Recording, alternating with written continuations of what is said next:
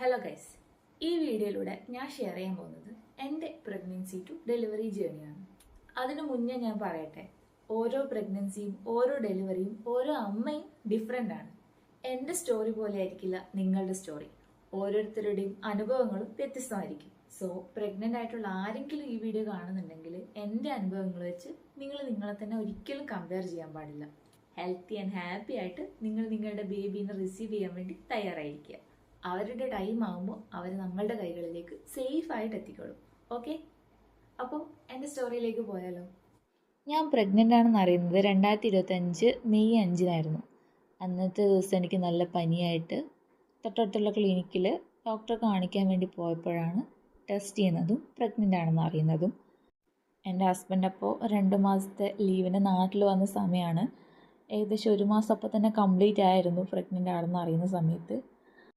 ഈ ടെസ്റ്റ് പോസിറ്റീവാണെന്ന് അറിയുന്നതിന് മുന്നേ തന്നെ ഞങ്ങളുടെ മൈൻഡിലൊരു ഇൻഡ്യൂഷൻ ഉണ്ടായിരുന്നു. ഞങ്ങൾ അച്ഛനും അമ്മയും ആകാൻ പോകുകയാണെന്നൊരു തോന്നലുണ്ടായിരുന്നു. അത് എങ്ങനെ എക്സ്പ്രസ് ചെയ്യണമെന്ന് അറിഞ്ഞൂടാ. പക്ഷേ ആ ഒരു മൈൻഡ് സെറ്റായിരുന്നു. യെസ്, ഇത് പോസിറ്റീവ് ആയിരിക്കും. അത് ഞങ്ങൾ പരസ്പരം അങ്ങോട്ടും ഇങ്ങോട്ടും പറഞ്ഞിരുന്നില്ല, പക്ഷെ ഞങ്ങളുടെ മൈൻഡിൽ അതുണ്ടായിരുന്നു. അതുപോലെ തന്നെ ടെസ്റ്റ് റിസൾട്ടും പോസിറ്റീവായി. അതിനുശേഷം പിന്നെ എല്ലാവരെയും വിളിച്ച് പറയുന്ന തിരക്കിലായിരുന്നു.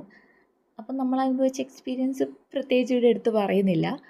എല്ലാവർക്കും ഊഹിക്കാവുന്നതല്ലേ ഉള്ളൂ നമ്മൾ എത്രത്തോളം സന്തോഷത്തിലായിരിക്കും, അതുപോലെ നമ്മുടെ വീട്ടുകാർ എത്രത്തോളം സന്തോഷത്തിലായിരിക്കും എന്നൊക്കെ. മാരേജ് കഴിഞ്ഞ് 1 വർഷവും കുറച്ച് മാസങ്ങളും കഴിയുമ്പോഴായിരുന്നു ഈ ഹാപ്പി ന്യൂസ് ഞങ്ങളെ തേടിയെത്തിയത്.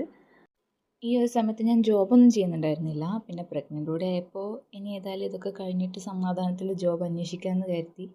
അതുകൊണ്ട് വീട്ടിൽ തന്നെ ഫ്രീ ആയിട്ടിരിക്കുമായിരുന്നു. ഇനി എൻ്റെ പ്രഗ്നൻസി ജേണിയെ പറ്റി പറയുകയാണെങ്കിൽ, കോമൺലി ഉണ്ടാകുന്ന ഈ ഛർദി, ഓക്കാനം, ചില മണങ്ങൾ ഇഷ്ടപ്പെടാതിരിക്കുക, ക്രേവിങ്സ്, ഇതൊന്നും എനിക്കുണ്ടായിരുന്നില്ല. ആദ്യത്തെ ഒരു 3 മാസം ഈ പല്ല് തേക്കുന്ന സമയത്ത് ബ്രഷ് വായിലേക്ക് വെക്കുമ്പോൾ തന്നെ ഇങ്ങനെ ഓക്കാനിക്കാൻ വരുന്ന ഒരു പ്രവണത ഉണ്ടായിരുന്നു. അത് 1-2 സമയം. അതല്ലാതെ ഛർദിയൊന്നും ഉണ്ടായിരുന്നില്ല, തലകറക്കമൊന്നും ഉണ്ടായിരുന്നില്ല. പിന്നെ ക്രേവിങ്സ്, ശരിക്കും ഞാൻ മുന്നേ ഫുഡി ആയിരുന്നു. എല്ലാത്തരം ഫുഡും ഇഷ്ടമാണ്, പ്രത്യേകിച്ച് സ്പൈസി ഫുഡ്. സ്വീറ്റ് അത്ര ഇഷ്ടമല്ല, എന്നാലും സ്പൈസി ഫുഡ്സ്, ജങ്ക് ഫുഡ്സ് ഇതൊക്കെ ഒത്തിരി കഴിക്കുമായിരുന്നു, ഇഷ്ടമായിരുന്നു. പ്രഗ്നൻ്റ് ആയതിനു ശേഷം ഇതൊക്കെ ഇഷ്ടമല്ല എന്നല്ല, ആ ഒരു ക്രേവിങ്സ് ഉണ്ടാവില്ല. ഇപ്പോൾ ഇത് കഴിക്കണം, അത് കഴിക്കണം, അല്ലെങ്കിൽ ഈ സിനിമയിലൊക്കെ കാണുന്ന പോലെ പച്ചമാങ്ങ കഴിക്കണം, ബിരിയാണി കഴിക്കണം, പാതിരാത്രിയാകുമ്പോൾ തട്ടദോശ കഴിക്കണം തോന്നുക, അങ്ങനത്തെ ഒന്നും ഉണ്ടായിരുന്നില്ല. വീട്ടിലെന്താണുള്ളത് അതിങ്ങനെ വിശപ്പിനനുസരിച്ച് കഴിക്കും. അല്ലാണ്ട് പുറത്തുനിന്ന് വാങ്ങി കഴിക്കണം അങ്ങനത്തെ ഒന്നും ഉണ്ടായിട്ടുണ്ടായിരുന്നില്ല. അത് ശരിക്കും അത്ഭുതമായിരുന്നു കേട്ടോ. ഞാൻ വിചാരിച്ചു പ്രഗ്നൻ്റ് ആയ സമയത്ത് ക്രേവിങ്സൊക്കെ വന്നു കഴിഞ്ഞാൽ ഒരുപാട് ഫുഡ് എക്സ്പ്ലോർ ചെയ്യുക, കഴിക്കാം. അപ്പോൾ ആ ഒരു റെസ്ട്രിക്ഷൻസ് ഒന്നും അങ്ങനെ വെക്കില്ലല്ലോ, വാങ്ങിത്തരുമല്ലോ.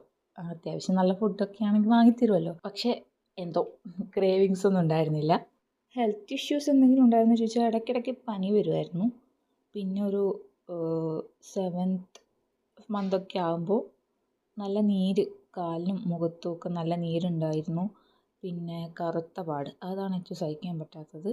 കഴുത്തിന് ചുറ്റും പ്രൈവറ്റ് ഏരിയാസിലും ഒക്കെ ഭയങ്കര കറുത്ത പാടുണ്ടായിരുന്നു, സ്ട്രെച്ച് മാർക്ക് ഉണ്ടായിരുന്നു. ഇനി ബേബിയുടെ കാര്യം പറയുകയാണെങ്കിലും എല്ലാം നോർമലായിരുന്നു. ഹാർട്ട് ബീറ്റ് ആയാലും വെയിറ്റ് ഗെയിൻ ആയാലും അതുപോലെ ഗ്രോത്ത് സ്കാനിൻ്റെ സമയത്തായാലും ഒക്കെ പെർഫെക്റ്റ്ലി നോർമലായിരുന്നു. ഒരു കുഴപ്പവും ഉണ്ടായിരുന്നില്ല. ഒരു 6th മന്ത് വരെ ഞാൻ വീട്ടിലുണ്ടാക്കുന്ന ഫുഡും അതുപോലെ അത്യാവശ്യം ജങ്ക് ഫുഡും ഒക്കെ കഴിക്കുമായിരുന്നു. റെസ്ട്രിക്ഷൻസ് ഒന്നും അങ്ങനെ പ്രത്യേകിച്ച് ഉണ്ടായിരുന്നില്ല. 6 മന്തിന് ശേഷം ഗ്ലൂക്കോസ് ടെസ്റ്റ് ചെയ്യല്ലോ, ആ സമയത്താണ് ഷുഗർ വല്ലാണ്ടങ്ങ് കയറിപ്പോയത്. അതായിരുന്നു ആകെ ഉണ്ടായിരുന്നൊരു ഇഷ്യൂ പ്രഗ്നൻസി ടൈമിൽ. എൻ്റെ ഗ്ലൂക്കോസ് ടെസ്റ്റ് റിസൾട്ട് എന്ന് പറയുന്നത് 181 ആയിരുന്നു. നോർമൽ റേഞ്ച് പറയുന്നത് 70 to 140 ആണ് പ്രഗ്നൻസി ടൈമിൽ. 181 എന്ന് പറയുന്നത് കുറച്ചൊരു ഹൈ റേഞ്ചാണ്. അപ്പോൾ ഡോക്ടറെ കാണിച്ചപ്പോൾ ഡോക്ടർ പറഞ്ഞത് എന്തായാലും കൺട്രോൾ ചെയ്യണം, അല്ലെങ്കിൽ ബുദ്ധിമുട്ടായിരിക്കും ലാസ്റ്റ് മന്തിലൊക്കെ.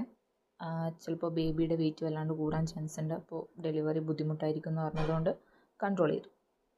ശരിക്കും പറഞ്ഞാൽ എനിക്ക് ഷുഗർ ഇഷ്ടമല്ല. ചായ ആയാലും എന്തായാലും കഴിക്കാറേ ഇല്ല. ഷുഗർ വരുന്നതൊന്നും ബേക്കറി ഐറ്റംസ് ആയാലും ഞാൻ പ്രിഫർ ചെയ്യാറില്ല. പിന്നെ പ്രഗ്നൻസി ടൈമിൽ നമ്മൾ ധാരാളം ഫ്രൂട്ട്സ് കഴിക്കുമല്ലോ, നമ്മളെ കൊണ്ട് കഴിപ്പിക്കുമല്ലോ. മേ ബി അതായിരിക്കണം പെട്ടെന്ന് ഷുഗർ ഷൂട്ട് ചെയ്യാനുള്ള കാരണം. അതല്ലെങ്കിൽ പ്രഗ്നൻസി ടൈമിൽ ലാസ്റ്റ് മന്തൊക്കെ ആകുമ്പോൾ കോമൺലി ഹൈ ആവാനുള്ള ചാൻസ് ഉണ്ട്. അപ്പോൾ നിങ്ങൾ അതെന്തായാലും ശ്രദ്ധിക്കണം കേട്ടോ. ഇടയ്ക്കിടയ്ക്ക് ഡോക്ടർ പറഞ്ഞില്ലെങ്കിൽ പോലും ഒരു 5th മന്തൊക്കെ കഴിയുമ്പോൾ നിങ്ങൾ തന്നെ സ്വയം ടെസ്റ്റ് ചെയ്ത് നോക്കുക. ലാബിലായാലും വീട്ടിൽ നിന്ന് പോയി ടെസ്റ്റ് ചെയ്യാനുള്ള സൗകര്യം ഉണ്ടല്ലോ, ചെയ്ത് നോക്കുക. ഫാസ്റ്റിംഗ് ചെയ്ത് നോക്കുക. ഞാൻ ധാരാളം ചോറ് കഴിക്കുമായിരുന്നു. ചോറ് ഭയങ്കര ഇഷ്ടമായിരുന്നു. ഉച്ചക്കും രാത്രിയും നല്ലോണം കഴിക്കും. ചിലപ്പോൾ അതുമായിരിക്കാം കാരണം. എന്തായാലും പ്രഗ്നൻസി ടൈമിൽ ഇനി എന്ത് കഴിച്ചില്ലെങ്കിൽ പോലും ഷുഗർ ഷൂട്ട് ചെയ്യാനുള്ള ചാൻസ് ഉണ്ട്. അതൊന്ന് ശ്രദ്ധിക്കണം കേട്ടോ എല്ലാവരും. അപ്പോൾ ഈ ടെസ്റ്റ് റിസൾട്ട് വന്നതിന് ശേഷം എല്ലാവർക്കും ഭയങ്കര പേടിയായി. പല സ്ഥലത്തുനിന്നും കോൾ വരുമല്ലോ നമുക്ക്, അങ്ങനെ ചെയ്താൽ ശരിയാവും, അങ്ങനെ ചെയ്താൽ ശരിയാവില്ല, അല്ലെങ്കിൽ എൻ്റെ മൂക്ക് ഇങ്ങനെ ഉണ്ടായിരുന്നു, എൻ്റെ ആ കുട്ടിക്ക് ഇങ്ങനെ ഉണ്ടായിരുന്നു, ഈ കുട്ടിക്ക് ഇങ്ങനെ ഉണ്ടായിരുന്നു, എന്നിട്ട് ഇങ്ങനെ ചെയ്തിട്ടാണ് മാറിയത്. അതുപോലെ അവിടുന്ന് ഇവിടുന്നൊക്കെ ഫോൺ കോളും അങ്ങനെയൊക്കെ ആയിരുന്നു. അപ്പോൾ വീട്ടുകാർക്കും പേടിയായി. പെട്ടെന്ന് ഒരു ദിവസം തൊട്ട് ചോറ് കട്ടായി. രാത്രി ചോറില്ല. ഉച്ചക്കാണെങ്കിൽ കുത്തരിയുടെ ചോറുണ്ടല്ലോ, റെഡ് റൈസ്, അതായിരുന്നു. അതാണെങ്കിൽ എനിക്ക് കണ്ണിന് നേരെ കണ്ടുകൂടാം. പക്ഷേ ആ സമയത്ത് നമ്മളെല്ലാം അഡ്ജസ്റ്റ് ചെയ്യും. അതുപോലെ ഇതും അഡ്ജസ്റ്റ് ചെയ്തു. ഫ്രൂട്ട്സിൻ്റെ എണ്ണം കുറച്ചു. പഴം തീരെ കഴിച്ചിരുന്നില്ല. ഡോക്ടർ തന്നെയാണ് പറഞ്ഞത് പഴം ഒഴിവാക്കാൻ വേണ്ടിയിട്ട്. അതൊഴിവാക്കി. പിന്നെ ഷുഗർ ഒന്നും കഴിക്കുന്നില്ല.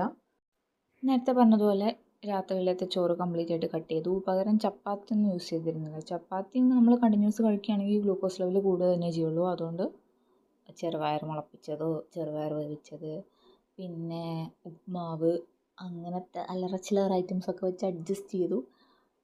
ഉച്ചയ്ക്ക് ഇതുപോലെ പരിപ്പ് കറി, വറവ്, ഇതൊക്കെ അതിൻ്റെ അളവ് കൂട്ടി ചോറിൻ്റെ അളവ് കുറച്ച് അങ്ങനെ കഴിച്ചു. പക്ഷേ ഈ സമയത്ത് നമുക്ക് അൺകൺട്രോളബിൾ ആയിട്ടുള്ള വിശപ്പായിരിക്കും ചിലവർക്ക്. എല്ലാവർക്കല്ല, എനിക്ക് നല്ല വിശപ്പായിരുന്നു. പ്രത്യേകിച്ച് രാത്രി സമയത്ത് ഈ ഉപ്പുമാവൊക്കെ കഴിച്ചിട്ട് എങ്ങനെ വിശപ്പടങ്ങാനാ. ചില സമയത്ത് സങ്കടം വരും. എന്താ ചെയ്യുക, ചോറ് കഴിക്കാൻ പറ്റില്ല, ഫ്രൂട്ട്സ് കഴിക്കാൻ പറ്റില്ല. പിന്നെ ജങ്ക് ഫുഡ്സും ആ ലാസ്റ്റ് ടൈമിലൊക്കെ ആകുമ്പം നമ്മളും അങ്ങനെ കഴിക്കാറില്ലല്ലോ. എന്നാലും ഞാൻ കഴിച്ചിരുന്നു. പക്ഷേ ഡെയിലി അതുപോലെ കഴിക്കാൻ പറ്റത്തില്ലല്ലോ. അപ്പോൾ ബാക്കിയുള്ളവരൊക്കെ ഇങ്ങനെ ചോറും അതും ഇതൊക്കെ തിന്ന് കാണുമ്പോൾ ദേഷ്യവും സങ്കടമൊക്കെ വരും. അത് പിന്നെ കൺട്രോൾ ചെയ്ത് ഒരു 2 മാസം അങ്ങനെ തന്നെയായിരുന്നു. പിന്നെ ടെസ്റ്റ് ചെയ്തപ്പോൾ ഷുഗർ ലെവൽ നോർമലായി. അതിന് ശേഷവും ഇതുപോലെ രാത്രി ചോറ് കഴിക്കാറില്ലായിരുന്നു. പഴവും കഴിച്ചിരുന്നില്ല. നേന്ത്രപ്പഴം ഉണ്ടല്ലോ, അത് കഴിച്ചിരുന്നില്ല. അത് ഷുഗർ കൂട്ടാൻ പറ്റിയ സാധനമാണ്. അതുകൊണ്ട് അത് ഒഴിവാക്കി. ഷുഗറിൻ്റെ ലെവലൊക്കെ നോർമലായി. ബാക്കി പ്രശ്നങ്ങളൊന്നുമില്ല. എല്ലാം ഓക്കെ ആയി.